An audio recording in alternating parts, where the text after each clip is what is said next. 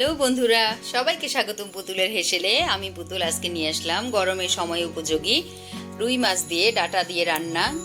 তো রুই মাছ ডাঁটা দিয়ে পাতলা একটা ঝোল হবে, খেতে খুব সুস্বাদু। তো এই জন্য আমি নিয়ে নিয়েছি পুরো একটা রুই মাছ, দেশি ছোট আলু, দেশি ডাঁটা। তো গরমের সময় সাধারণত একটু তেল ঝাল মশলা এগুলো একটু অ্যাভয়েড করাই ভালো।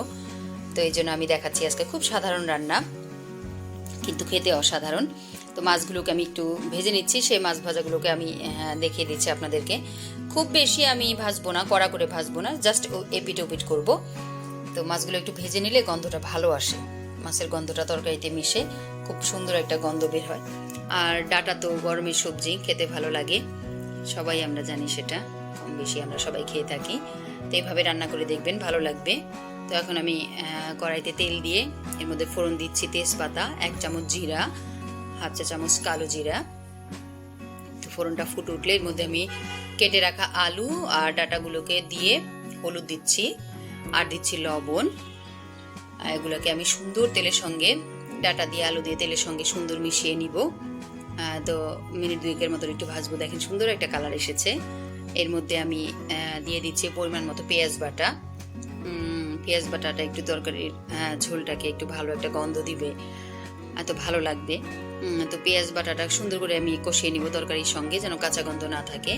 তো কষানো হয়ে গেলে আমি এর মধ্যে দিয়ে দিচ্ছি হলুদ গুঁড়ো, একটু পরিমাণে বেশি কাঁচামরিচে আমি সাধারণত কাঁচামরিচের ঝালটাই এই তরকারিতে আমি প্রাধান্য দিব। আর দিচ্ছি খুব কম পরিমাণে মরিচের গুঁড়ো, কেউ না চাইলে নাও দিতে পারেন। তো সামান্য পানি দিয়ে আমি তরকারিটাকে কষিয়ে নিচ্ছি। কষালে দেখা যাবে, সুন্দর করে কষিয়ে নিলে আলুর ভিতরে ডাঁটার ভিতরে মশলাটা ঢুকে যাবে, খেতে ভালো লাগবে।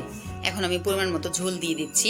এই তরকারিটা ঝোলটা একটু পাতলা হবে, খুব বেশি ঘনও হবে না, একদম ঘন হবে না, একটু পাতলা হবে। যে আমার ঝোলটা ফুটে উঠেছে, আলু সিদ্ধ হয়ে গিয়েছে, মাছগুলোকে দিয়ে দিয়েছি আমি, একদম আমার তরকারি রেডি। এখন আমি দিয়ে দিচ্ছি ধনেপাতাটাকে দিয়ে আমি মিনিট 2 জন্য ফোটাবো, তাহলে আমার তরকারি রেডি।